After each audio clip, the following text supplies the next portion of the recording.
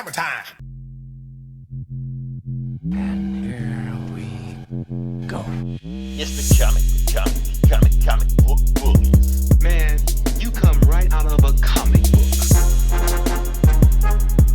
It's the comic book bullies. You will bow down before me! It's the comic book bullies. Now I am the master. It's the comic book bullies.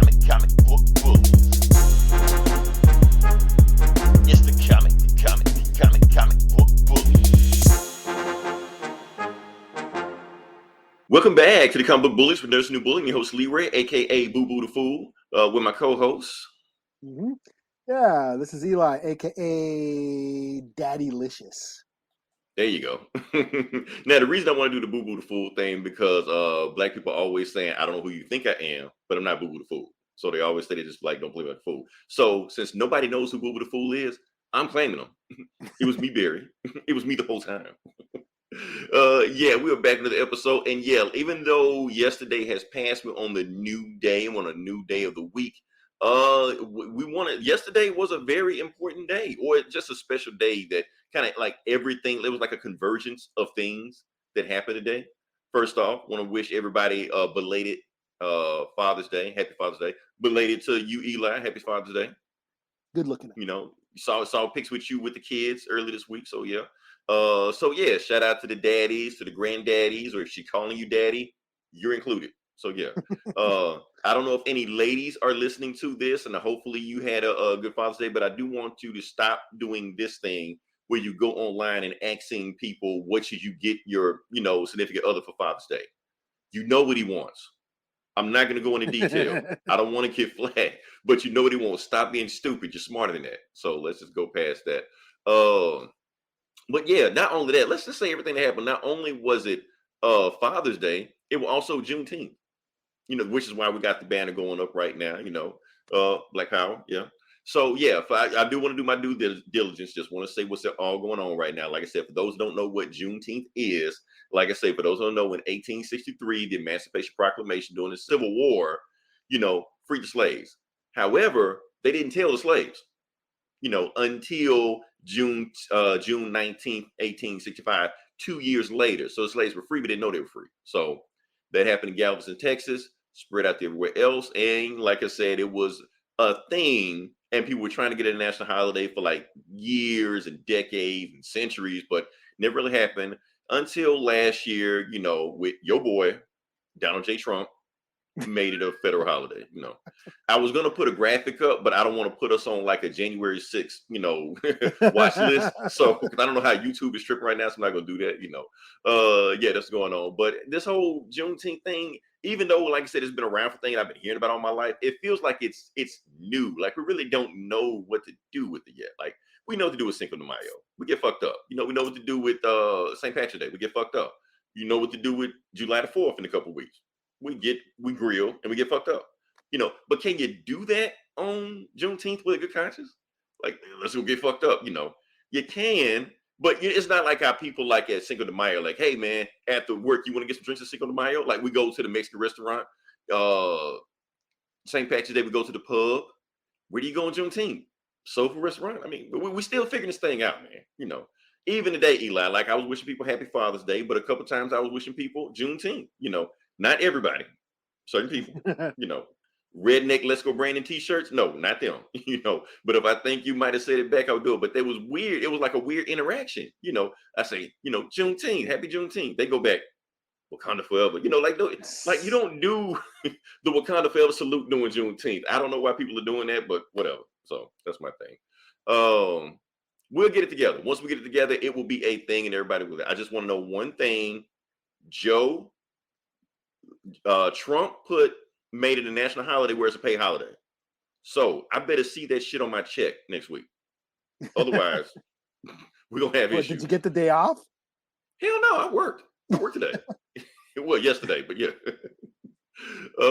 Yeah, and still had time to do a podcast. That's what I'm dedicated. Yeah. All right, so let's move on to the next part of it. Now, like I said, I want to start off with that first, but now we got to get to what we're going to talk about, because we're also going to talk about a passing that happened. Now, like I said, it's not a household name, not a thing everybody knows, but if you listen to this podcast, you would know who he is. Let's jump into it. We're going to talk about rest in peace, Tim Sale.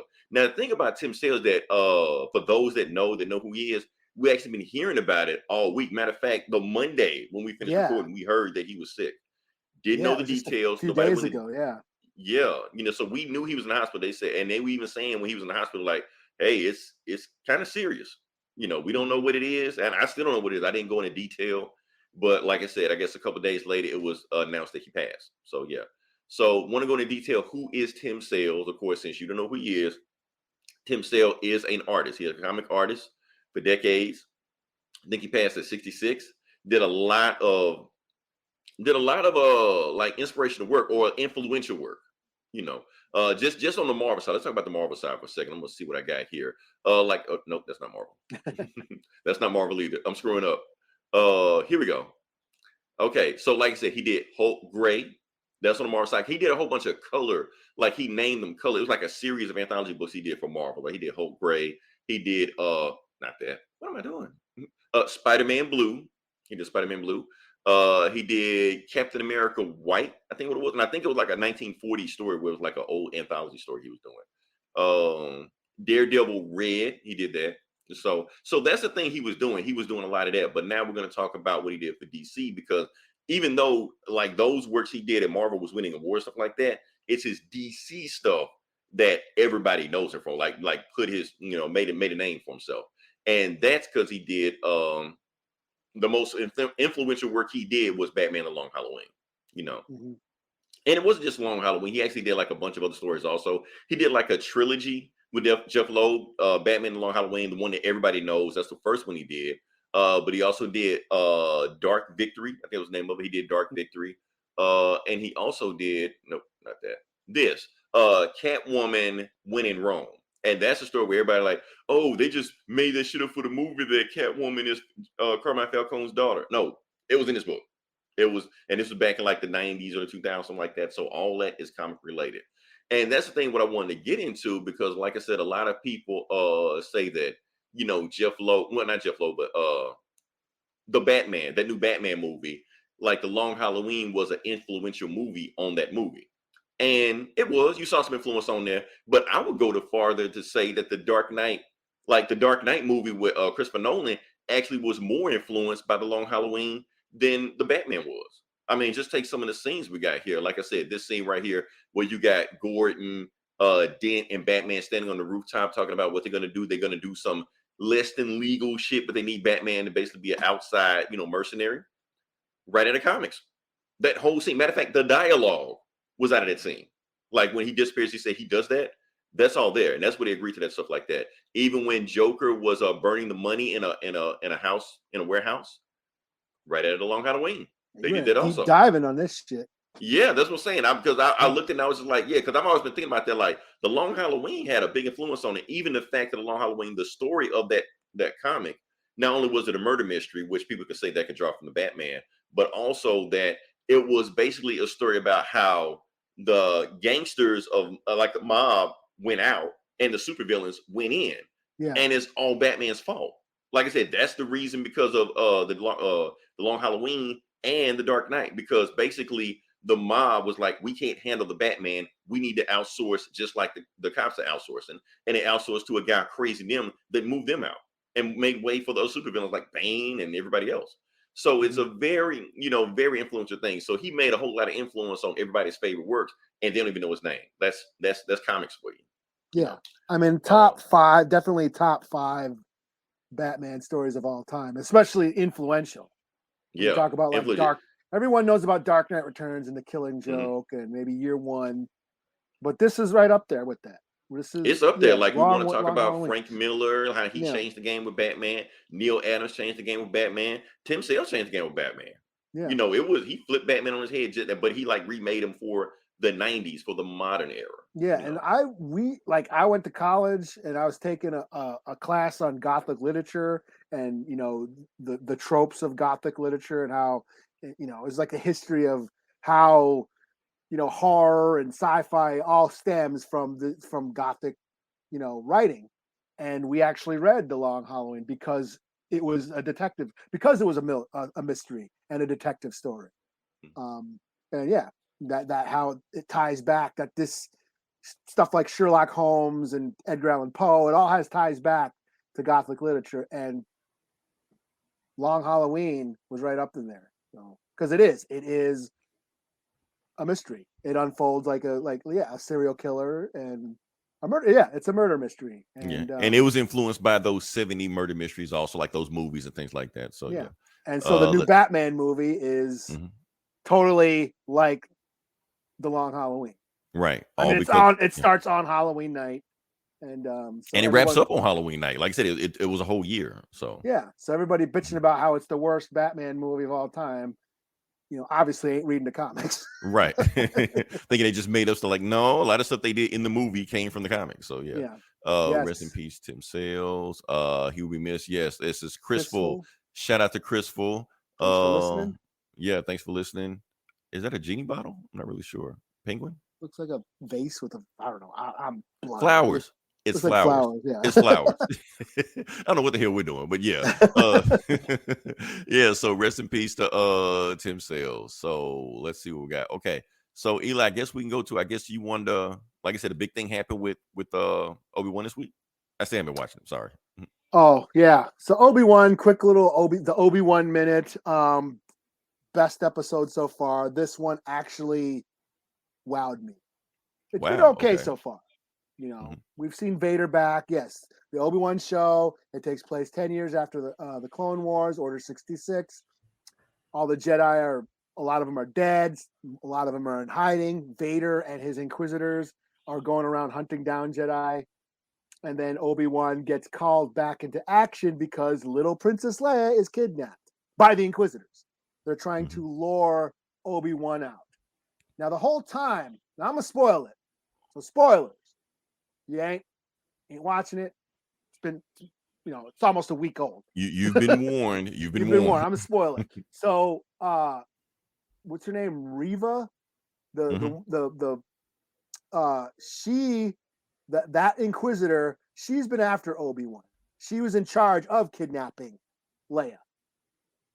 And this whole time, it seems like she's hating Obi-Wan. She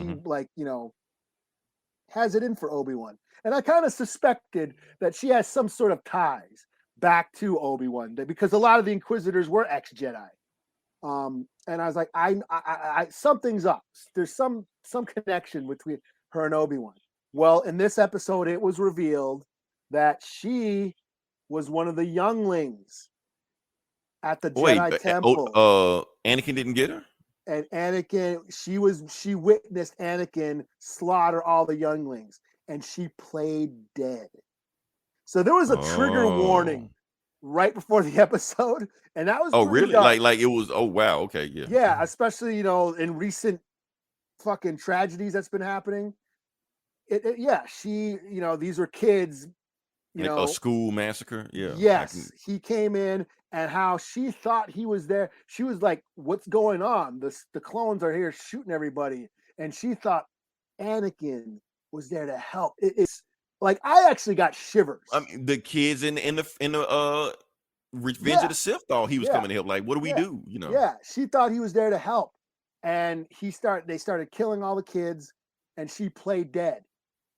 And so then she grew up, and the twist is she wasn't after Obi-Wan, because that's what it seemed like this whole time. We're thinking she has it in for Obi-Wan, and it turns out it is revealed no, she wants to kill Anakin, but she don't know Anakin is Vader, right? Because yes, because everybody think Anakin was already dead. Yeah, they all thought Anakin was dead, that Obi-Wan had killed him. So there was like that big twist, and there's this great conversation she has with Obi-Wan that just gave me shivers, and I'm like, this is the emotional weight that I've been waiting for, that I felt was always missing from the prequel movies, that we are getting in the series and in the Clone Wars, because it hit me. I was like, whoa. She was like, man, he was your Padawan, man. Like, she was like half blaming Obi-Wan, and I just thought it was a great scene, gave me shivers, and I'm like, yes, that's what I'm waiting for. That's what I want. So yeah, I thought it was the best episode so far. We got to see Vader do some cool shit.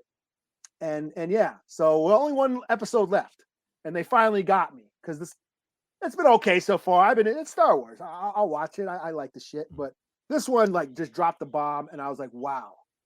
So I was quite flabbergasted.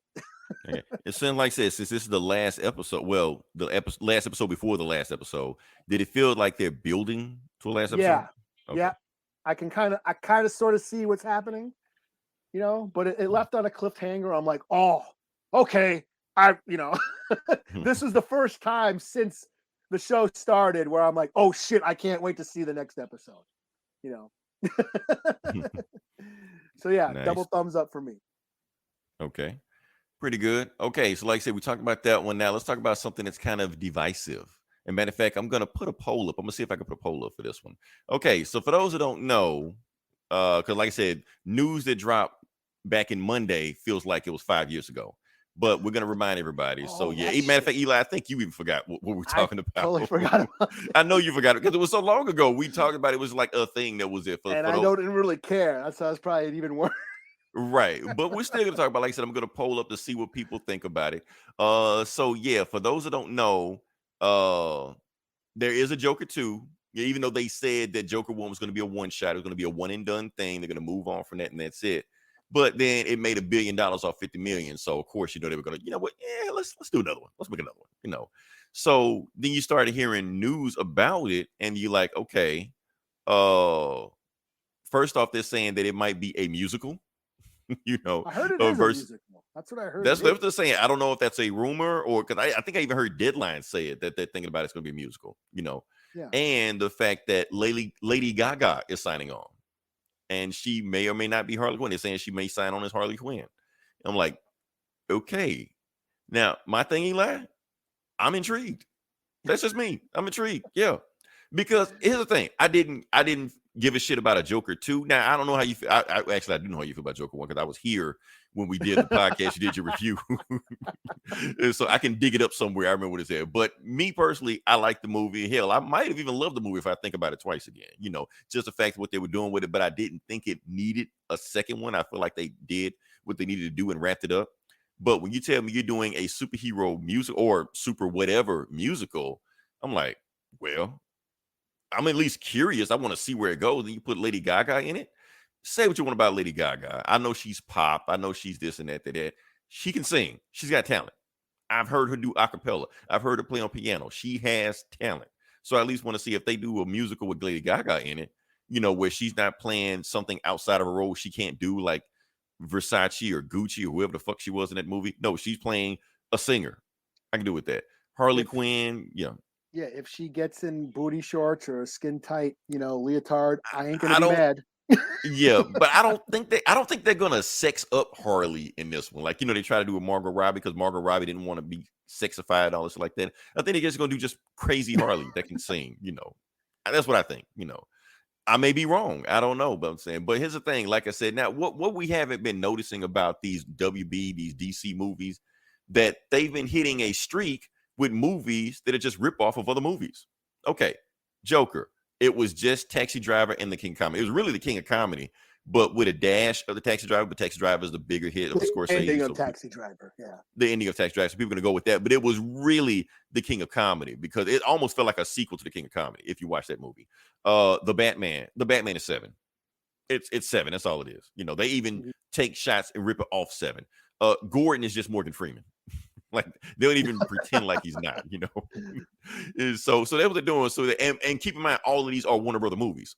So they're taking movies, they're remaking their old movies, but they're slapping the superhero Trojan horse cape on them and they're selling to people. So what musical are they ripping off? Streetcar Named Desire? Exactly. That's exactly what I was thinking about. What Streetcar Named Desire ain't a musical. I assumed it was. I don't know. It's a play. It's just a play. No, it's not a musical. Oh, damn. I'm thinking. I like West Side Story. But what musical take place has anything to do with a insane asylum? That's what I'm thinking. Well, or a love story. It would be a love story, right? A love story. Yeah. It would be a love story, which most musicals are, I'm thinking La La Land or some shit. I don't know. I'm not. This is not the musical Bullies. This is not. and this is why I don't care about it because I really don't like musicals at all. Like, Oh, so I'm you didn't am see, so yeah, not so a fan of music. you didn't see In the Heights, you didn't see West No, Side Story, I you did. know. I did throw on West Side Story and then forgot. Oh shit! Yeah, this is a musical. Okay, And then which one? yeah, The Spielberg one the or the Spielberg old? one. It was The on Spielberg. Okay. HBO. I threw it on, and then like, oh yeah. And then I started doing laundry and like, on my phone and playing So you hopscotch. weren't dancing with it. Who is that pretty girl in the mirror? There?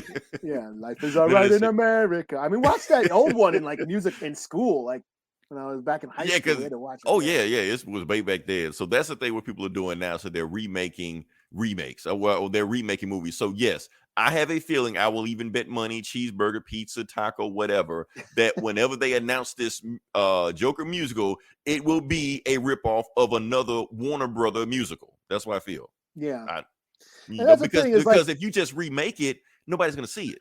But well, if you remember, slap a superhero in it, people watch it.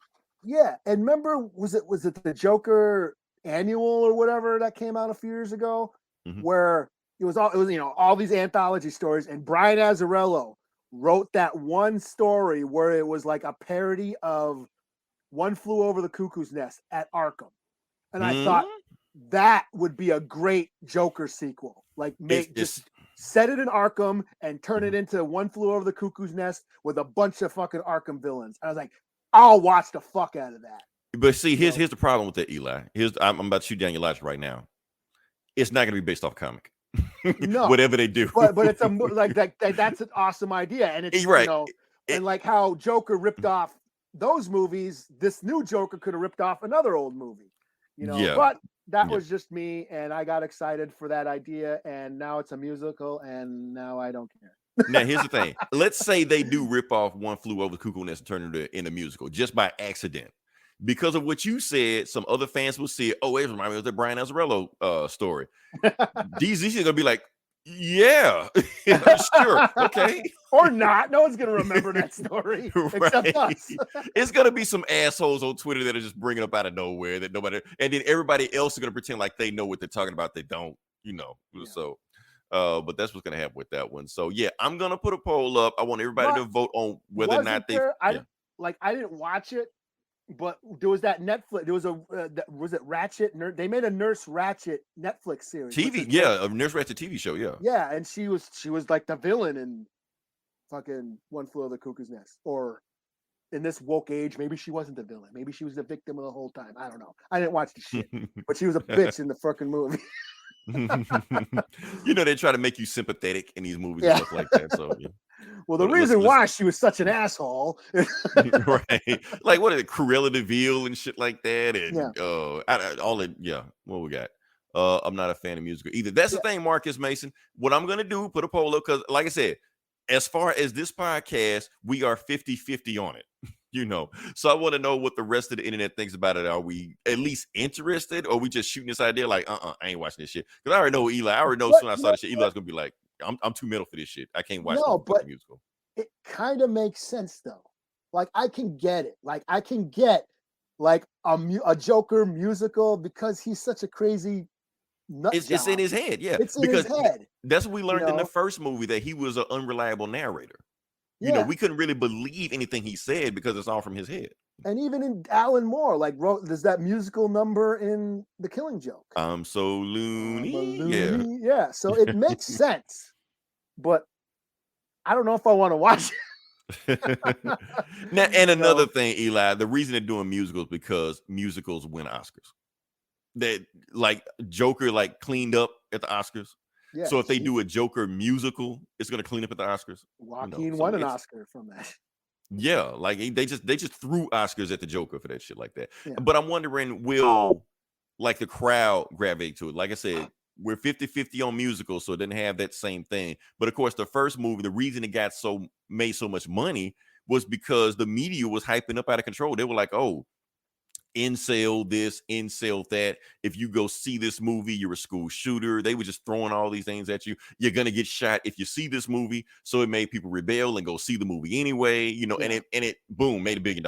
So it had this viral grassroots campaign out of nowhere. So I don't know if that's gonna happen again. It's not gonna happen again, but I doubt it. But yeah. And you want to sell a musical? Put Lady Gaga in it.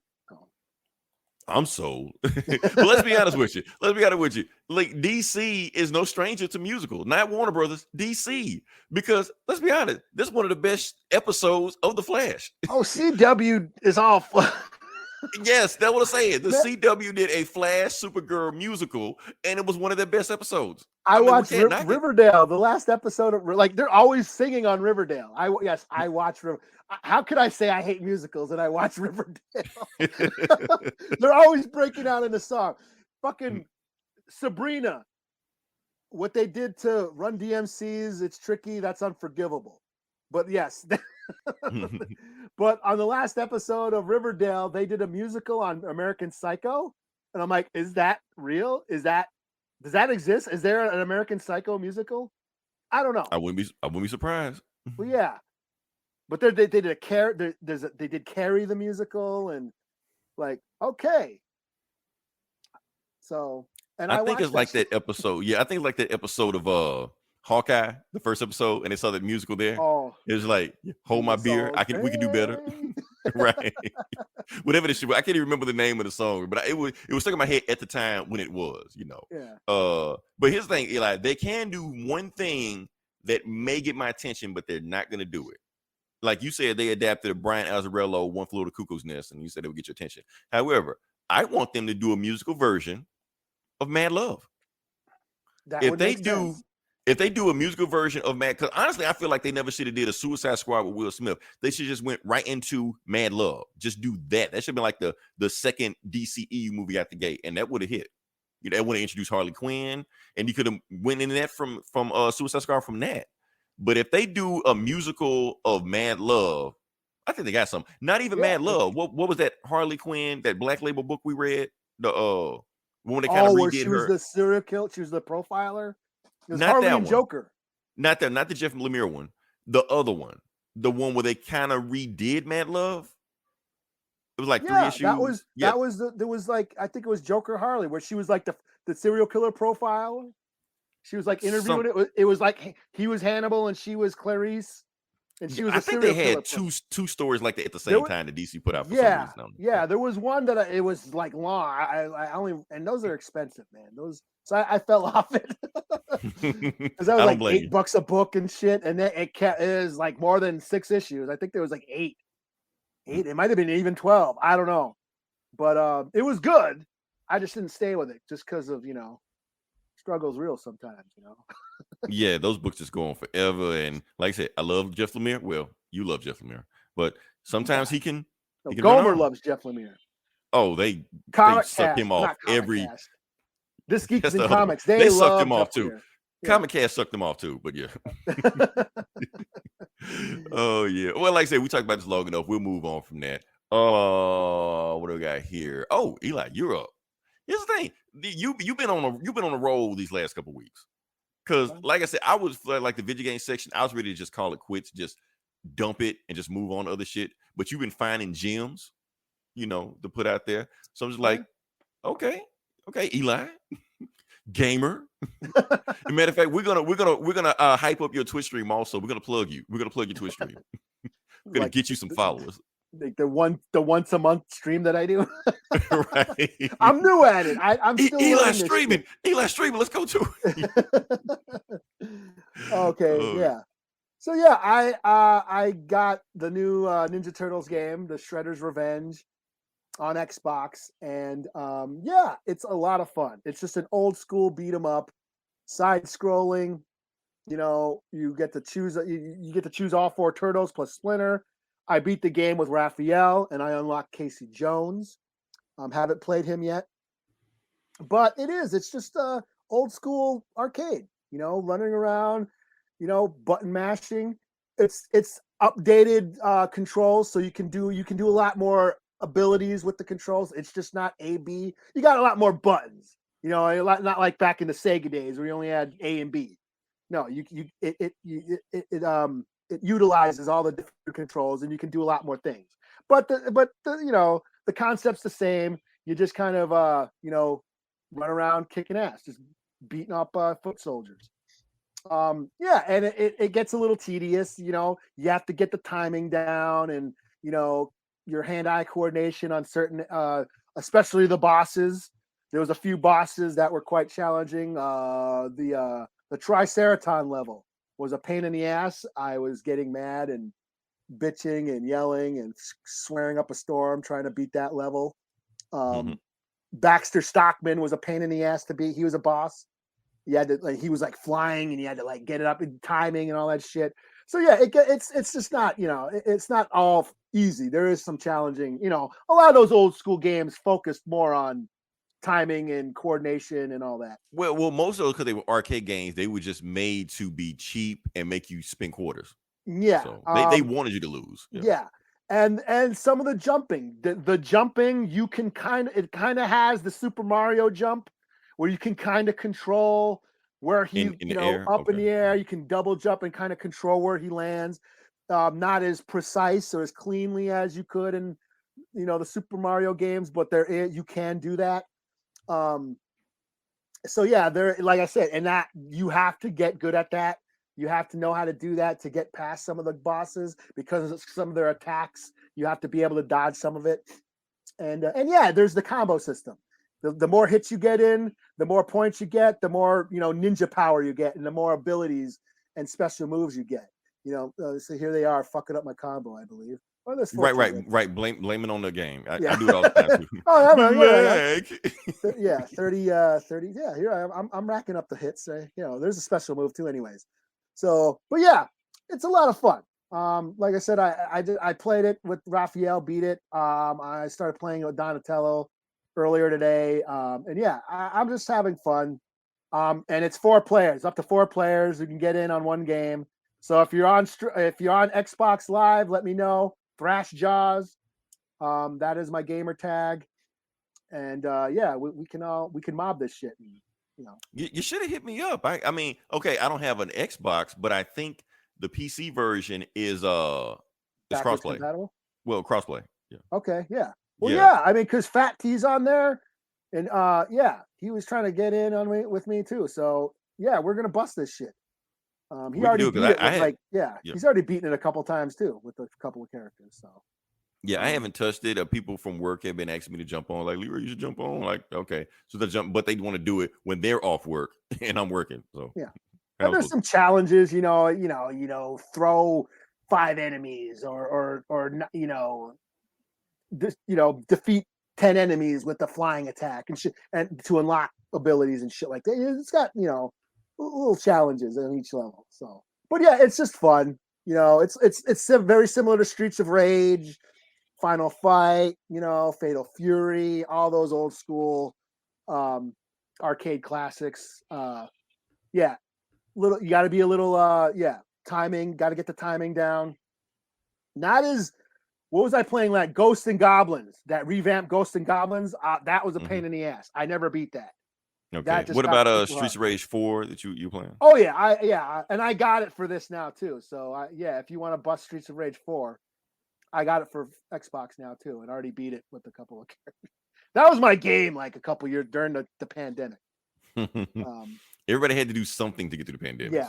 So and it's very similar, just side scrolling, beat 'em up. So yeah, and it's got all the characters. If you're a fan of the Ninja Turtles comics and the TV show, it makes references, all that. So yeah, a lot of fun.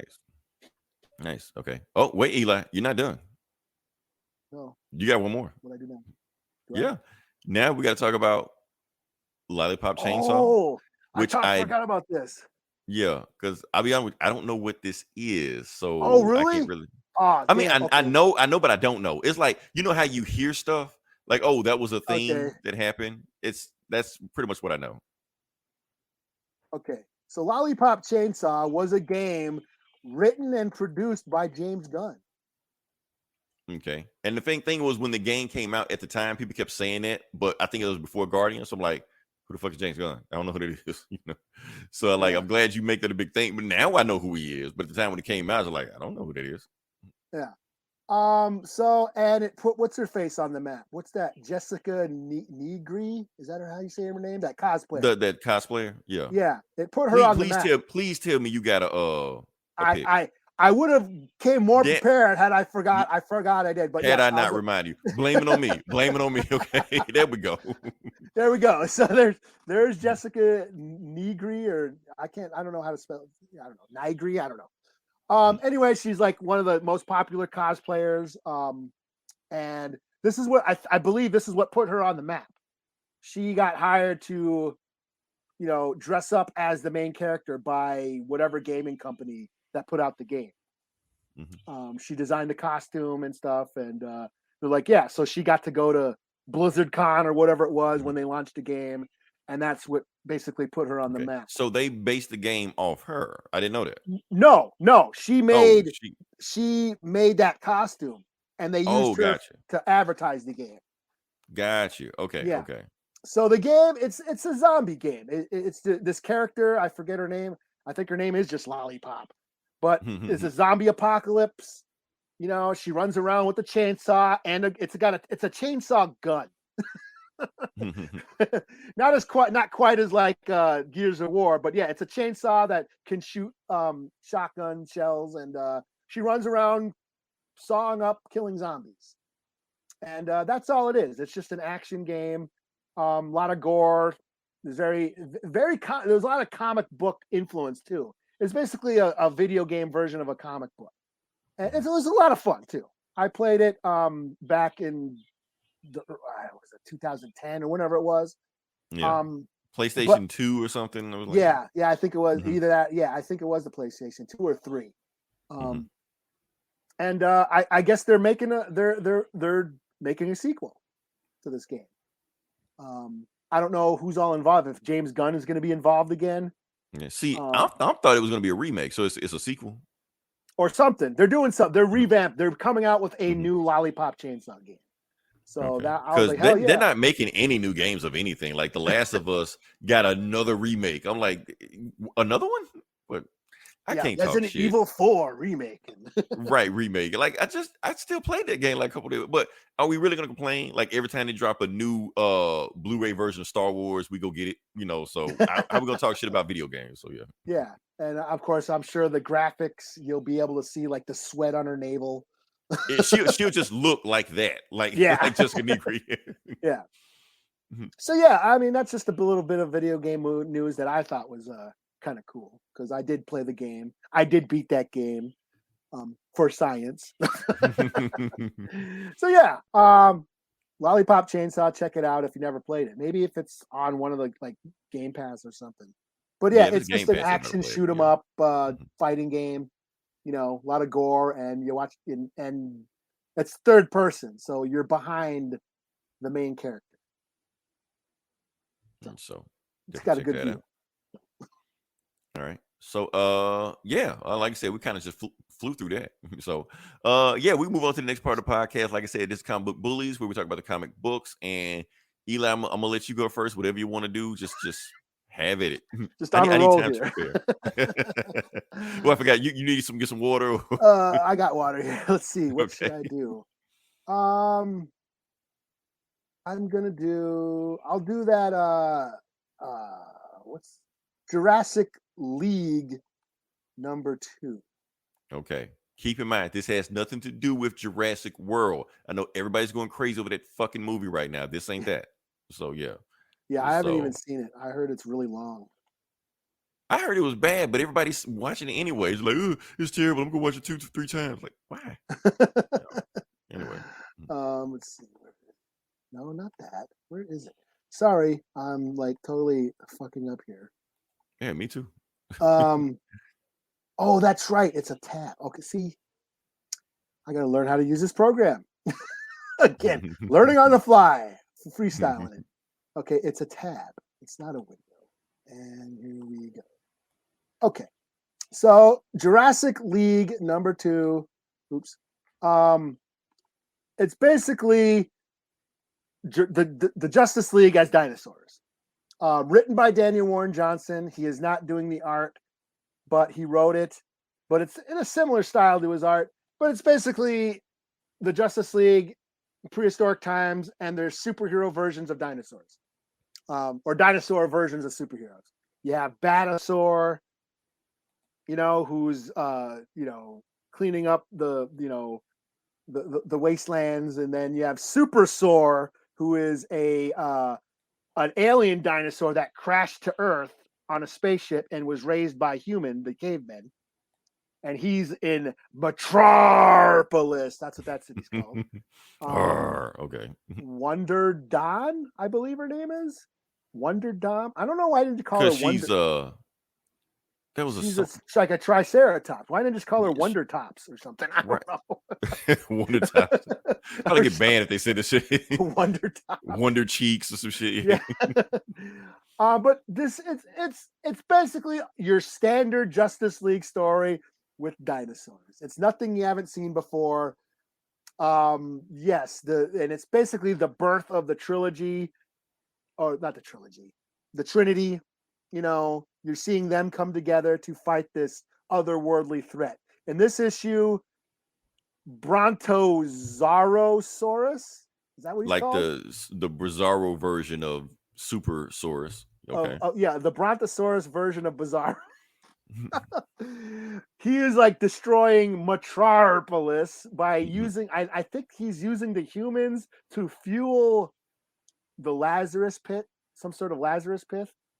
And then there's the Joker Zard or whatever, the lizard version of Joker, and the Reverse Flash, who is a turtle, or like a ankylosaurus, like a turtle type of dinosaur. They're kind of like the Legion of Doom or whatever. They're like the villains, and they bring forth Atrociosaurus. Atrocitus. The Red Lantern? Yeah, okay. Yeah.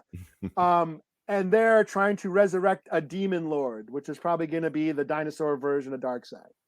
So that's going on, and so basically all the heroes are coming together. They don't know each other. They're coming together. Batasaur goes to Metropolis because that's what's being attacked. Supersaurus goes there and is like trying to, has a big fight with Brontosaurus or whatever. And then Wonder Woman shows up and like, hey, you guys need help? And they're like, yes, we do. And then there you go. So that's like the ending where they are banding together to form some sort of league. So it's just, again, stupid fun. It's not, like I said, it's nothing you haven't seen before. It's your standard Justice League story, only it's got dinosaurs punching each other. And, nothing wrong with that. So Nice, 4 to 5. Okay. You see DC with dinosaurs. Okay. All right. So we're going to do something different we normally don't do on this podcast, because normally I don't seek out bad books. Like sometimes we walk into them. Sometimes, we review and get ambushed by, oh, this book sucked. We don't know. And normally I kind of go out of my way if I know a book is bad. But the thing is, this book has been getting so much attention. I feel like, fuck it. Do it for the clicks. So I read it. Yeah. I saw it and I thought about showing it to you. But then I'm like, then I'm gonna have to read it. Then I'm gonna have to buy it. Like, right. No, and I didn't say nothing. So I didn't say nothing. No, I saw it. Let's find out. Okay, let's talk about what we're talking about. Okay, for those who know, we're talking about what if Miles Morales number 4. Basically, there's like this 5 issue, 6 issue, whatever the fuck it is. It's 5 issues. Holy shit. Yeah, 5 issues of this. But it's 5 issues of let me just click on this thing. It's 5 issues of, it's not even really what if stories.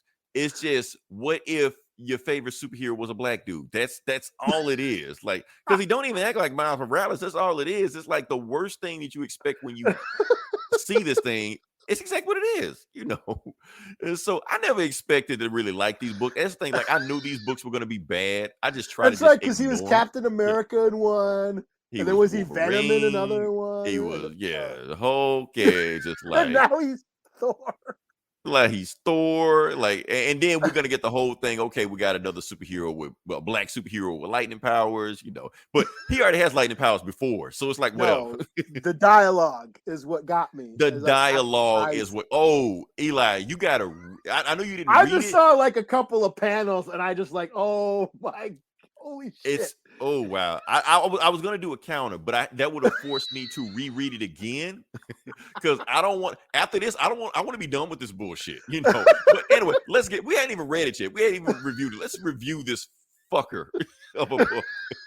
This is Miles Morales number 4. What if Miles Morales was Thor number 4? Let's just jump into it. Okay. Oh fuck. Okay. Before we go into it, hold on, Eli. Now, How good are your beatboxing skills?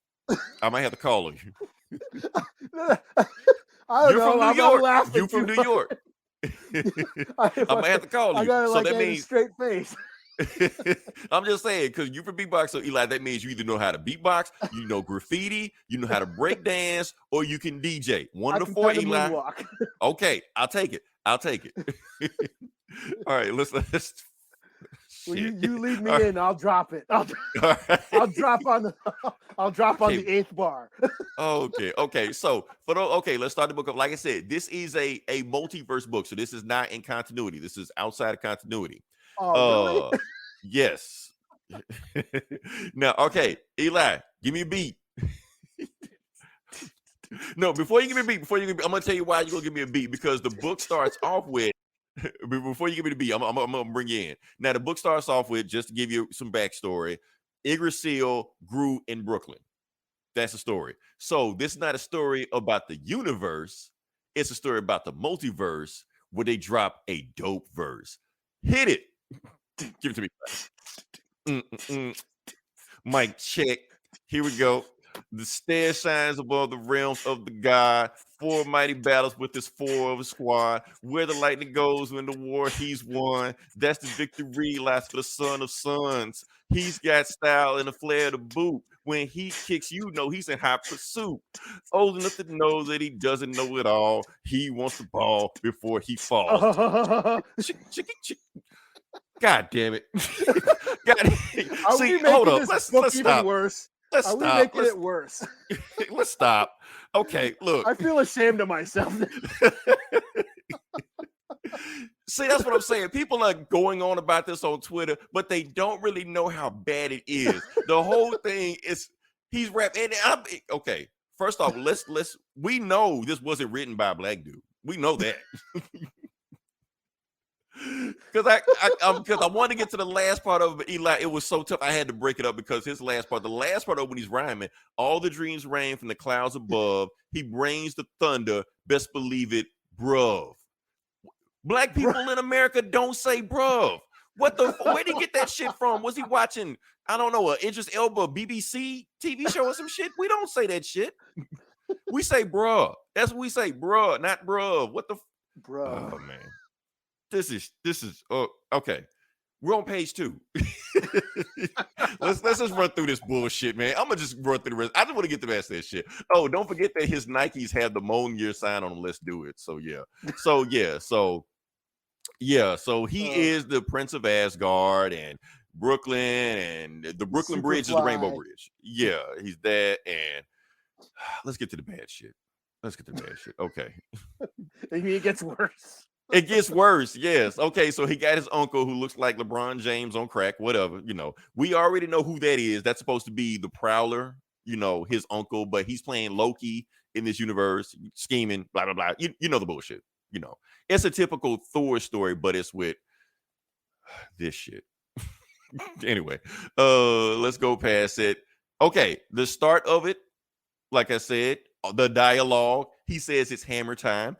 All of this is a bunch of 80s and 90s raps. That's one. He says it's hammer time. Why has nobody thought of that, man? There's a reason nobody thought of that. Let's just go to it. Another one. I don't give a fuck. I don't even give a fuck what happened in this book. It doesn't matter. Let's just get to it. Another one, he says, where is it? When he jumps on the thing. Yeah, right here. Another one. All eyes on me. Okay, so he's quoting Tupac again. Why? I don't know. He beats up Laffy for some reason because of some evil shit that he did. I think he says some corny shit here too. Let's see. Nope, doesn't. He doesn't talk, so good figure on him. Anyway, he kills Laffy, throws his uncle Loki in jail, and the other Miles Morales from the other multiverse recruit him for some other bullshit that happens in the next book. Whatever. I don't give a shit. I didn't even have the thing. I don't give a fuck. I should have showed you the shit, but it don't even fucking matter. It don't even fucking matter. This book fucking sucked. That's it. Now, here's the thing I want to go into detail about this book. You can tell that a black dude didn't write this book. You can tell. I don't know who it was who wrote this book, but all their slang was from the 90s, from the 80s, shit that black people don't say anymore. It's almost like I'm pretty sure he said like off the hook or some shit, or Yeezy, some shit like the reason we don't say like off the hook or shit like that is because when white people started saying it, it came out of style. So we don't say that shit because we move on to something else. Did Like that's Master why we P don't. make a movie Yeah. called that or something? I got the hookup. Oh, I or got some the shit like that. hookup. Yeah. That's like I got the hookup to some shit like that. So this is just outdated dialogue, and it's everything that I was scared that this Miles Morales book was. That's exactly what it was. It's the bad part of when Marvel thinks that they can just sell anything by race swapping their heroes.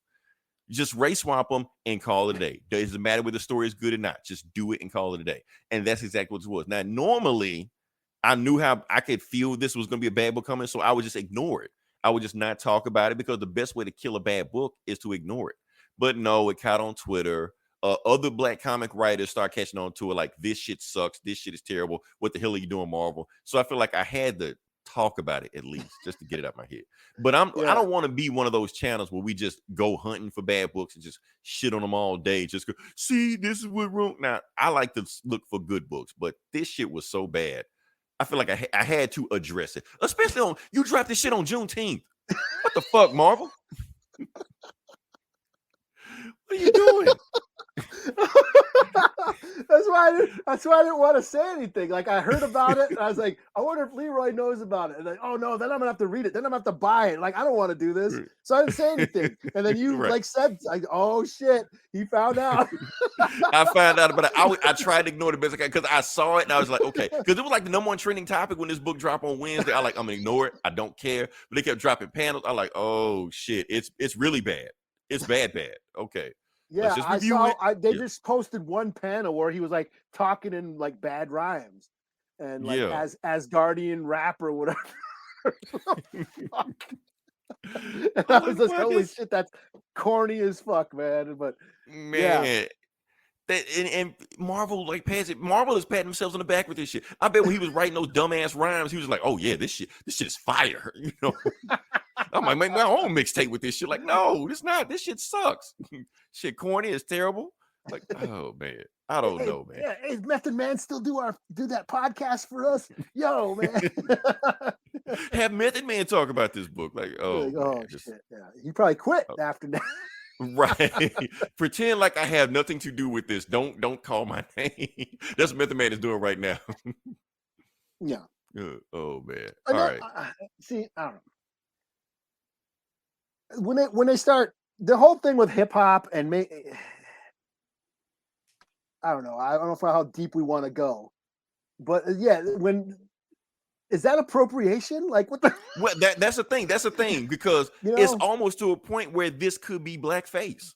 Like people don't want to bring that up, but like I said, when you got like you writing bad in black representation of a culture, because you know what this feels like. It feels like every black character, black superhero in a comic from the 70s or the 80s. That's how they wrote that shit because they didn't know. All their knowledge of black people came from movies, exploitation movies, music, maybe sports and shit like that, but they don't actually know any black people, so they just write dumb shit like this. But first off, this isn't being sold to us anyway.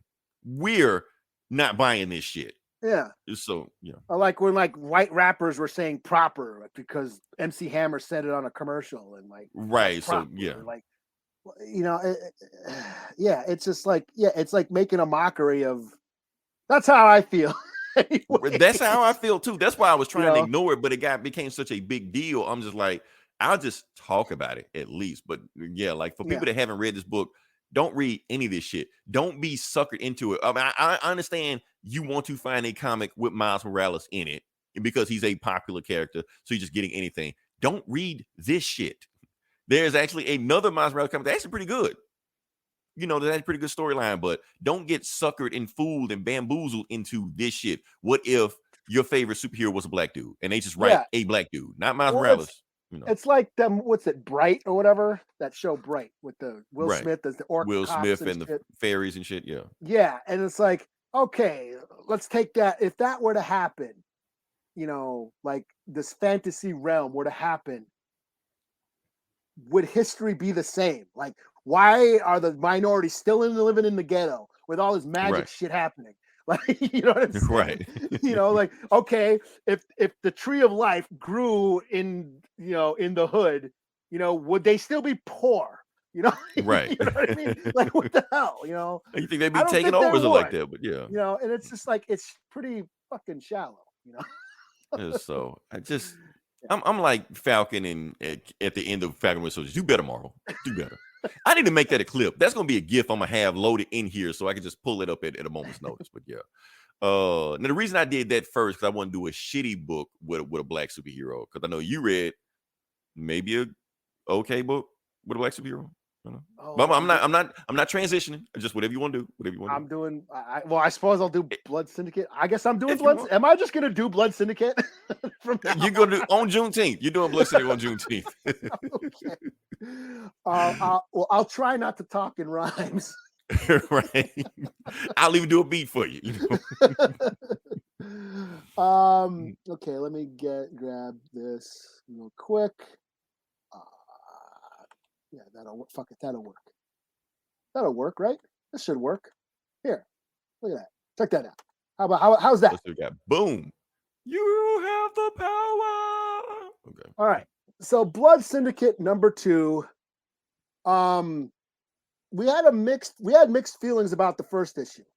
So Blood Syndicate We didn't really know enough, you know. Yeah, first this is the milestone verse, and they've been Icon and Rocket, Static. They've been bringing back these books, the new revamped version of all these heroes, and now they're finally on Blood Syndicate, which was like basically street gangs with superpowers. But this new version was a little confusing. I think now that I've read issue 2, I kind of feel like I know what they're doing. They're not the Blood Syndicate quite yet. Right. Or they may not even become the Blood Syndicate. Maybe the Blood Syndicate is going to be who they fight, I guess. I don't know. Yeah, maybe. Basically, Y-Sun and Tech 9, right? Tech 9. Y-Sun, Tech 9, and Fade. Yeah. And Fade. Yeah. Last issue but the thing, I don't know which one is which. That's the thing. Yeah. Last issue was pretty much all about Tech 9 coming back from the war and figuring out he has powers. And there's all this. They got back to Dakota City, and the streets are hot. Icon and Rocket cleared out all the drug cartels, so all the mobsters are no longer selling drugs, but now so the street gangs have took over, and they're all vying for territory. So that's like they came back into this, like, really, the streets are just very violent right now. And this one's more about Y-Sun. We get flashbacks of Y-Sun, right? No, it wasn't even flashback. It was actually like what he was doing while everybody else was doing. We get a sense of why he joined the gang, that and why he went to the army. His dad was an asshole. He ended up like, abusive household. He ended up like leaving. That's why he joined the gangs. The blue street, whatever, the Crips or whatever they were. And then he eventually and went the army. into the army the too. army. Like to get away from even them. Yeah. Yeah, to get away. And then that's when he became a Muslim. And then he came back. That's what he's saying. Like, because I think his father was a preacher or something like that. Yeah, he was like, but it took me to go across the world to find God. Find God. So his dad was like a preacher, like a Christian preacher, and then he ends up becoming a Muslim. And so there was like that tension, that sort of bigotry going on, the religious bigotry that we got a sense from that. But he comes back and so the streets are hot with all this gang violence. And then you have Holocaust, which is probably my favorite part of the book. When he just shows up out of nowhere, like he just pops up. Yeah. He comes in like fucking state property, basically says, either get down or lay down. and then he ends up flaming everybody and killing everybody. Basically saying the mob, Icon and Rocket took out the mob and all the drug dealers. We're taking over the streets. So it left like this power vacuum. Yeah. Yeah, and it's like I'm taking it over. You can either roll with me or get rolled over. Basically, what he said. And that was like probably the coolest part of the book. Right. That I understood. And he kills everybody except Wise Son, I think. Wise Son is the only one that comes out of it, but the Because he police think survived. because he Yeah. survived, and the police think he caused it. You know, Mhm. like just arrest him, be done with it. You know. Yeah. So I thought they're pretty So cool. that's yeah. So it's basically, I think I know where it's going. I think they're gonna form a new gang to go against Holocaust. Holocaust, whatever he's doing, yeah. Yeah, So. I think that's what I get the sense of. Like this is more like a Honestly, prequel. because it doesn't even feel like Holocaust is starting a gang. He just fucking up shit. That's what it seems like he's just doing. He's just like, I'm taking over. Anybody wants to roll with me can roll with me, or if not, you're all gonna die. Right. You know? That's what it seemed like he's doing. You know. Yeah. One thing I did want to talk about this. Okay, like we just talked about these two different books. We talked about Miles Morales, how the dialogue was horrible, you know, cliche and corny and stereotypical and damn near racist if you really want to go there. Yeah. You know, but you go to this book, which was actually written by a black writer. It was written by Jeffrey Thorne. Like I said, he's written a whole bunch of stuff before like that. And he actually had more slang in this book than Miles Morales had his book, but it felt more organic. Yeah. You know, it felt like real people were talking to each other, you know. They're speaking different language. The Spanish, little, Spanglish getting Like dropped. mijo, they were saying something like that. Like if you did, like you have to even know a little bit of like Spanglish to catch some of the dialogue they were saying. You know? Yeah. So, yeah. That's the thing about it. Like, even though I don't know what's going on with this, I was more entertained by this book than was the first book. Like I was into this story. Yes, I got a sense what was going on, because I felt like the number one didn't feel like number one, but this feels like it just dropped you in there. Yeah, it's starting to come together, and I kind of get a sense of what's happening, and I think being familiar with the old series does help. Mm-hmm. Yeah. And I don't know if that's a good thing, like for new readers. I still don't know if a new reader would get it. You know what I mean? Right. And so I don't know if that helps it. But because they're still not a gang yet or a team yet or whatever you want to call them, they're not there yet. Yeah. How did they get there? It's sounding more like that this isn't Big Bang shit. Yeah, like it just happened because like I said, they was across the world getting powers, Yeah. And what are they? I'm digging the personal level. I'm digging the history of Wise Son. And I was into Wise Son's life. Like I said, when he got into it with his father, when he got into it with his baby mama, like, I'm coming to see you. No, the fuck you not. His kid's mom. And right. So you kind of feel bad for the guy. And she was like, you took your ass to the army. We're not married. So she's like, you got another dude over there, So I was liking the story. Then, like I said, Holocaust just showing up out of nowhere, fucking up shit. And just like murking everybody. And he killed the guy that would like look like he was gonna be the main villain, like he was the guy that recruited everybody. We're gonna take over the streets. We got the power. And Holocaust just kills him in like 2 seconds. They all pull their guns on him and shit. Right. So that was pretty cool. But yeah, I mean, I'm not lost. They haven't lost me yet. I'm gonna keep going. Yeah, the first book I was like, but the second book sold me like, okay, I'm gonna stick around. I'm gonna see what we got. See where this is going. So still kind of pissed that DC Universe not dropping on day one, but whatever.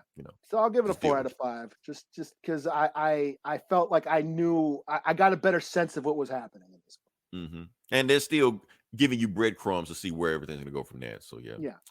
All right, so it's on me. Next book I'm going to do. I don't know if you read this, Superman Son of KAL-EL number 2. I did. Yeah. You did read this? Okay, cool. You can help me out with it in case we need to go from there. People don't know what's going on. Basically, everything's starting to ramp up.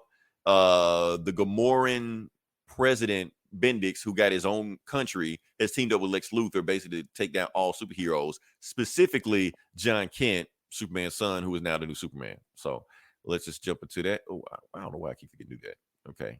Boom, boom, boom. I took you out. My bad. That one. So, and you see on the cover is Crypto. Crypto, the super dog, will come in fact later on, especially since he has a movie coming out next week. Starring Dwayne The Rock Johnson as Crypto. So yeah. So let's just get to it. Basically, John Kent. Now I don't know if this happened last book, but basically saying that he found a guy that was kidnapped, taken over by evil men, and he gave him back to the one he loved. And he basically reminisced on what happened to him. Now I know what that feels like. For people that don't know what that meant, he's reminiscing on the time he was kidnapped, beaten, and tortured by Ultraman, the evil Superman of Earth 3, who beat him for 5 years. So in captivity. That's why when he jumped from age 12 to age 18 or 17 or whatever he was, that's where he was. He would get his ass whooped. Yeah. But for everybody else in DC Universe, it was like a month, you know. So he gets an alert from, you know, the Super Watch or whatever. So he knows that means, you know, Big John and Martha, they're in trouble. So he got to go save them. Batman's like, okay, don't worry. We got some things to take them out. And I guess the Gamoran, like evil dudes, whatever like that, are coming, or drones or bots, whatever they are. They're coming to kill the Kents, you know. So, but then something takes them out. Well, what takes them out? They don't know. So he decided to put up the other defenses, you know, to make sure they don't get in, because there's one thing that's like rocketing towards the house. And before it gets in, that thing gets in. And Batman's like, okay, everybody get down. We don't know whatever's coming in is coming in fast as hell. And it's about to like destroy the bunker when it gets here. And crashes through the door. It's Crypto holding one of the evil dude's heads. So basically Crypto took them out, you know. And it's like, what the hell? You know, so, and he got there before John got there. So when John get there, he's like, hey, Crypto, where you been, boy? You know, now Crypto got like 50 million origins of how he got there. I don't know what they did. He was there trapped in the Phantom Zone. He was in he was a mutant dog. What, I don't know what the fuck he is. Anyway, they like, look, President Bendix did all this bullshit. We need to get on the inside of it. And we know he's in cahoots with Lex Luthor. And Batman's just like, well, how do we break into Lex Luthor's office to get information? And John's just like, we don't have to. Maybe we put somebody on the inside. Like, okay, so what you got? So we cut to Lex Luthor, and he's having a meeting with Dick Grayson, because Dick Grayson is a billionaire now, because he inherited the money from Alfred, who was a billionaire that didn't tell anybody. So now that Dick Grayson is a billionaire also, he's in, you know, he can rub elbows with these guys. You know, now he's in Lex Luthor's circle. You know, so Lex Luthor has a meeting. That Dick looks creepy with his hair slicked back. You know what he looks like? You know what he looks like? Christian Bale in American Psycho. Yeah, yep. American Psycho. That's exactly what he looked like. I think that was the intent. I think they want him to look like that. Yeah. So basically, that's the whole thing, is that, you know, Dick goes in there and he's talking like Luthor. He's pretend like I want to give you on a business plan of basically bringing you into Bloodhaven and see if you can put some money in the Bloodhaven, stuff like that. And, you know, Lex Luthor, oh, I can spend money in Bloodhaven? Cool, you know. But while he's doing that, he doesn't notice that Dick slips, right there. He slips a little like bug on his desk, on the desk, so they can listen into what they're doing. Now they know Lex Luthor's paranoid. They know Lex Luthor's gonna, you know, sweep for bugs every day, you know, every morning. So they basically fixed the bug where after the end of the night, it's gonna basically destroy itself anyway. So there'll be no evidence they were even there. So all they can do is listen in on Lex Luthor for one day, for one afternoon. And basically just like, oh yeah, Lex Luthor, the moment you left that room, Lex Luthor got on the phone with Bendix. So we can listen to the conversation right now. Basically what they're doing, they're talking about how, you know, all the shit he's planning and how he's got all these super people that he made in his country that's about to attack the United States right now. And basically he's talking about some senator they got in their back pocket. They're like, what senator they got? So they go to Washington, D.C. and they talk to Senator Henderson, because he was the guy that freed that hostage from Star Labs and had him attack the Kents. His name was on the signed deal that did the deal, so they know he had something to do with it. So they go to, now I don't know if we're in the Capitol. I'm so tired of talking about the Capitol in comics, because every DC comic is in the Capitol. So anyway, he's talking to Henderson. He wants to meet with. He like, let's go to the office and talk private. Oh, at Jay's with him also. He's like, no, we don't talk private. We're gonna talk right now in front of everybody on camera, and we want to know why did you free that metahuman from Star Labs, the same metahuman that attacked my grandparents, you know, the same grandparents that instilled good into Superman's heart. Without them, Superman would have been an evil tyrant. But you put them in motion to have them killed. He's like, look, can we not talk about this on camera? You know, I do want to talk about, I want to see if I can show this, because it is kind of funny that all this information that they're talking about and exposing all this information in detail, little Easter egg right there. I don't know if I can zoom in on it, but it's a LexCorp camera he's doing it on. A LexCorp camera, LexCorp lens, or stuff like that. So he's using that to expose corruption using Lex Luthor or Lex Luthor's company, whatever like that, you know. So why they doing all that? He's like, look, man, I can't tell you what's going on. They got dirt on me. I can't tell you that. He's like, look, just tell me and I'll help you out, you know. And meanwhile, they're doing that. Crypto starts going crazy. He starts like barking and growling, stuff like that at the president, or the senator. Heat visions the top of the building on top of him, and it drops down on Henderson. So they're like, wait, did your dog just kill a senator? He's like, and John looks at it, he's like, no, wait, something's not right here. Crypto flipped out for a reason, and it exactly because Henderson turns into a tentacle monster for some reason. I don't know. Attacks Superman. Everybody starts running because and basically it's Bendix controlling him. He knows that. And he's like, Bendix, they're gonna expose you right now. He's like, nobody's gonna expose me. You don't even know, because half of the people in your own country agree with me. They want superheroes on. Like you, they don't even want you here. So go ahead, expose me. It don't matter. I control public opinion. So while Crypto jumps in, Superman, whatever, jumps in, and Jay's is like, look, I'll take him out. So he phases through him, does something basically because he knows there was like a chip controlling him, the same way they were controlling like that metahuman from the last issue, and he removes the chip from his brain, And while he's doing that, Henderson shrinks back down to normal. But the thing is, he has his mask off. So now his identity has been exposed. Jay's been doing everything he can to not be noticed by the public. Now he's noticed by the public. So yeah. So that's the end of that book. Because his mask came off. Yeah, because when he went inside of that dude's brain, like he phased with his mask in the face, or he needed to take his mask off to like see better or something. But one of the reasons why all these people at January 6th are being identified during a pandemic because they weren't wearing masks. Right. Even though it would have just that would have been the perfect time to wear a mask. But whatever. Yeah. But masks are for pussies because it was all a hoax. Right. Real men stormed the Capitol. Yeah. Where everybody can see me. Okay. Yeah. The whole thing where he's like, oh, it doesn't matter if you expose me because they don't give a shit. And that's so true. Yes, that is.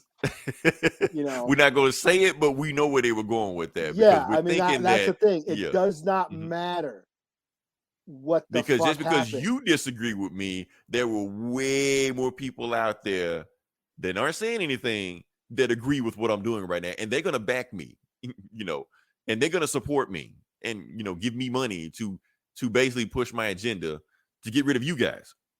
Yeah. What up, Valerie? You can bulleting. It's like a sex thing. Bulleting. I'm not into that. Or maybe I am into that. I don't know. Well, thanks for listening. Shout out. Yeah, thanks for sticking around. So yeah, overall, I do think this book was kind of a filler. Didn't really a whole lot happen. It's kind of still building up to what's going to happen. Aha, back to you, Valerie. So I think it's just building up to what's coming. So I think there is going to be a big thing going on. I do feel like I need to start picking up the Nightwing book because they're hopping into each other's books so much that I feel like I'm losing something if I don't. Oh yeah, and the Nightwing book is great too. Also random high. Aha, so random high. Oh, you meant to say, don't worry, Valerie. We understand spell check. We screw up all the time on here. Well, not all the time. We're perfect most of the time. Yeah. But yeah, what you got next? I have Do a Powerbomb #1. Do a Powerbomb #1. Okay. So I got a double dose of D-Dub. Do I have a Chrome or no? It's a window, right? Let me get that up. So Daniel Warren Johnson, I'm a huge fan. He's the one who did Myrtle Falcon. He did Extremity. He did that Wonder Woman Dead Earth. He did the Beta Ray Bill book last year for Marvel. I'm still waiting for it to drop on Marvel Unlimited so I can just read it all at one time. Yeah. So this is another one of his babies. Written, drawn. I think Mike Spicer is doing the. Mike Spicer doing the colors, but Daniel Warren Johnson, writer, pencils, ink, creator. And this is his showing his love for wrestling. See, the thing about Daniel Warren Johnson is he gets into stuff. Like you can tell what he's into, and that he has a passion for it. We saw he's such a fan of heavy metal through Murder Falcon. We got a sense of how much art means to him through Extremity. and he gets into these characters. We got a sense that he always might have felt like an outsider, like Beta Ray Bill. And his books have so much heart to them. So basically, shows his love for pro wrestling. Okay. I follow him on Instagram, and he is always drawing wrestlers. Kenny Omega doing some flip off the top rope and shit, just because that's what he. Kenny likes Omega can play the shit out some Street Fighter. He actually ended like a tournament. I was like, okay. Yeah. So it's a wrestling story. Basically, it's about a girl whose mom was a pro wrestler who was killed inside the ring when she was little, and then she tries to become a wrestler as she grows up. The problem is her family don't want her training. That trauma has transcended throughout the years, and they just don't want her to become a wrestler because they're afraid she's going to die in a ring like her mom. So there's a lot of like emotional drama going on. But at the end of the book, there's this weird twist where some dude shows up, some weird, like he calls himself a necromancer, and he takes her to some other weird wrestling dimension where she has to fight in some weird Mortal Kombat type of tournament to prove her worthiness, and also find where her mother is, that her mother is still alive in this other realm. So it gets all weird and fantastical at the end. It kind of came out of nowhere, but I'm like, okay, and that's where the book ends, But yeah, it shows a lot. There's a lot of heart. The first part of the book is all about the mom. So when she died, I was like, oh shit. You know what I mean? Like the first 10 pages was just about the mom, and she was like she was the champ. She had the belt, and she went into her match, and the people loved her, and she was on the mic talking to the audience, telling her how she wrestles for her family, and but you are a part of my family too, and then the fans go wild, and so she was a really popular wrestler. And then they start doing the match, and the heel, the wrestler that she was fighting, you could totally believe, like, they were talking shit, and this totally believable as the heel. But when they do the move and she slips, and the opponent goes, oh no, like she realized, oh crap, I made a mistake, and that's why she dropped her wrong. So it was an act, but they made a mistake, and then she ends up dying because she slipped in the ring, and she landed wrong during one of the moves and broke her neck. And yeah, it was like it came from out of nowhere, like, oh my god, like she died, and then the girl was watching in the audience as it happened, and then her mom died, and then it cuts to like 10 years later, and she's like trying to be a wrestler. So already he's setting up, like, there's an emotional weight, and that's a lot of his books. Like even in Murder Falcon, Murder Falcon was about a heavy metal fan who fights demons with a mutant bird monster with a robot arm, and they use the power of heavy metal music to destroy demons. It's a totally stupid, campy idea, but it had a lot of emotional heart to it. So yeah, that's in here. Same thing with Beta Ray Bill. Same thing with Wonder Woman. That Wonder Woman Dead Earth, when she wakes up and realizes that she didn't save the world and shit. She feels guilty. And then she finds out that the she was fighting were mutated Amazons. Totally fucked me. Yeah, plot twist. Yeah, you can totally tell that he loves what he's like. The story, his creator-owned works, he really loves what he's doing. You can tell just by he's totally having fun. And I like his style. Might be a little rough and raw, but I like that. I like his style. Plus it's signature. It's his style. Yeah, you see it. That's Daniel Warren. That's DW. That's D-Dub right there. It's very raw and kinetic and visceral, but it's also raw in emotion. It feeds into the drama. It highlights the drama. So yeah, this is like my book of the week. I'm excited for this. I'm not the biggest wrestling fan, but the story already hooked me. So and Interesting. I'm booked out. You're booked out. Okay. Now it's just on me. Okay. All right. So the book, I'm going to cheat and do a book because this was free on DC Universe, but I won't want to talk about it anyway. This is Young Justice, but it's like the Young Justice based on the TV show. And it's actually in continuity with the TV show. And matter of fact, the only continuity is written by the showrunner. Greg Wiseman, whatever his name is. Yeah, like that. So time-wise, I try to match up the timeline to it. I think the timeline is actually takes place after season 4, which is the last season that just dropped. Like the last episode of season 4 just dropped, I think like this week or last week, or one of those. Times get confusing. But it's very recent, so it takes place after that. So if you've seen that, you kind of know what's going on.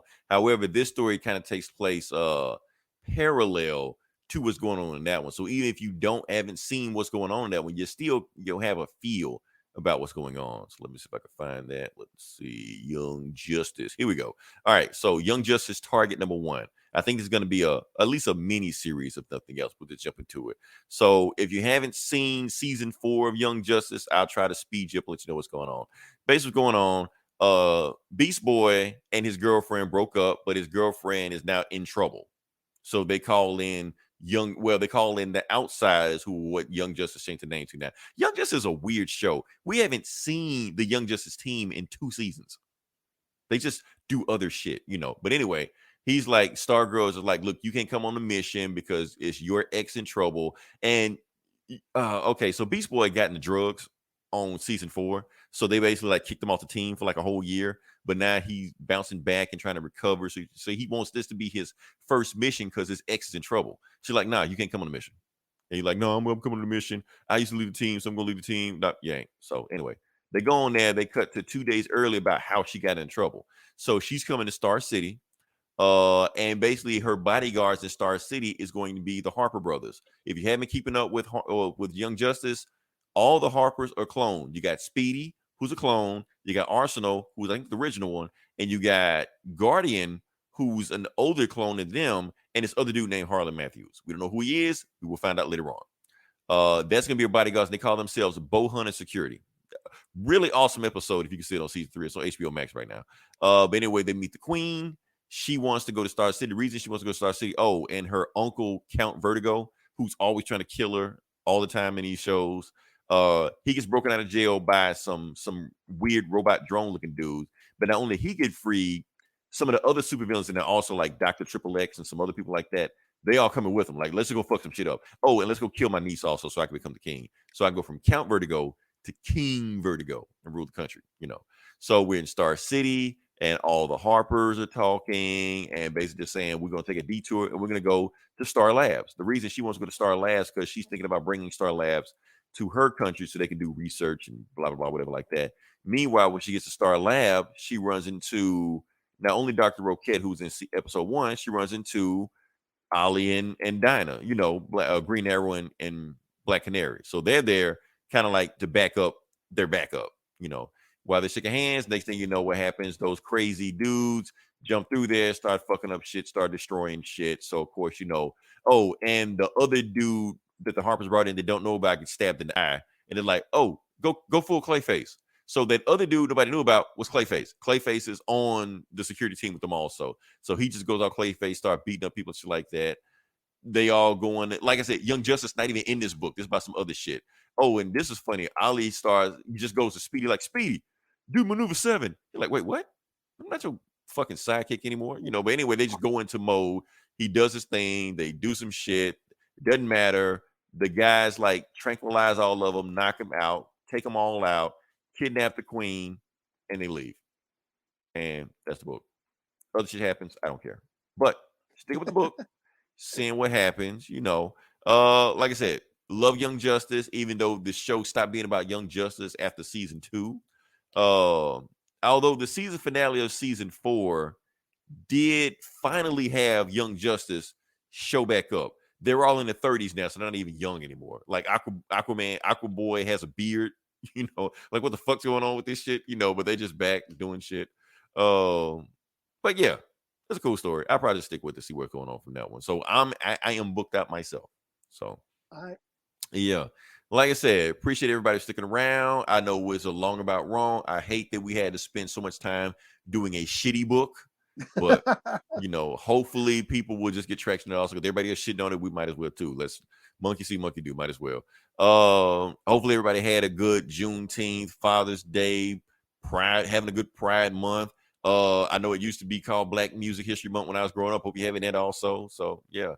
So if you're a Black gay father musician, you hit the jackpot. Just hopefully keep the party going. Yeah, you have reached Super Saiyan God, Super Saiyan levels, because you basically like Haley's Comet. Yeah, this shit ain't gonna happen again.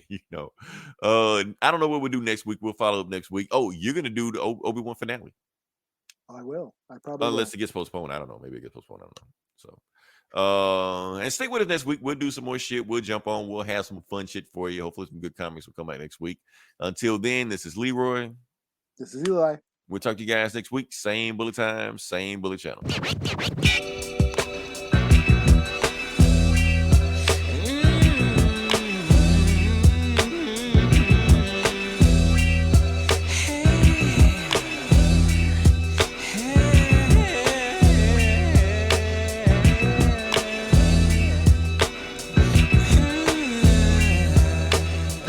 Once again, it's Big G, running the number rackets, wearing Pele jackets, fast loop tactics. I'm well up in the millionaire bracket. The boss of 4 bosses are always horses in the fortress corridors with Olympic torches and Mona Lisa portraits. Jacuzzis and saunas, and eating steak and Benihana's. Bentley's limousine, the front yard stream that's full of piranhas. I'm set, a private jet, I drink a lot of Becks, get a lot of sex, condo and duplex, diamond infested Rolex, the leather recliner, the wool units with silver china, sipping on finer wine. You see more shines of diamond miners. The highness kingpin of heroin, I'm thorough when I have to bring the terror and handle business in each and every barrel. In town and city, I'm rolling like Frank Nitty. I'm rich and pretty, back up kitties, I got crummies that's grimy and gritty. A nigga that's spunky and likes to keep his pockets chunky, making most of my money from all the dope fiends and junkies. I learned from the best, the ones that's living and the ones that's put the rest. So I bless my chest with a vest and pack of Smith & West.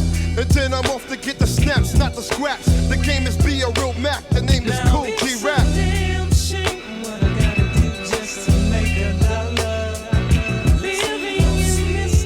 Sometimes it makes you wanna holler. It's a damn shame what I gotta do just to make a dollar. Living in this game, sometimes it makes you wanna holler. I got a fly hoe up under the wing. I swing it and does a thing, and if you step inside my ring, she'll bang it out and make your brains hang. She sits at restaurant tables with make foxes and sables, drinking Chardonnay brand labels. She rock a sucker's cradle, and yeah, honey is more bounce to the ounce. She walks around with Lucci in large amounts, millions of sauce with bank accounts. Her name is Tammy, got a beach house in Miami. Rides around with a small jammy in a silk and satin panties. A down hoe, a foxy brown hoe, standing the ground hoe. And if you clown, yo, she turn into a bus around. Her flyers a heaven's angel, got sapphires in her bangles, diamond earrings hanging dangle, getting money from all angles. She's pretty under the New York City bright lights. In real life, way after midnight, I hit it cause the slit's tight. Wake up early and make my rounds, break a brick down. Packing the silver 4 pounds, some clowns be trying to get down. Light up a smoke and grab a stack of Cinos. Them slick stick up kids don't get no free, don't broke, cause I ain't trying to be broke. I goes all out for G-Rap business, honey, nothing's funny. It's a damn shame what I gotta do to get the money. It's a damn shame what I gotta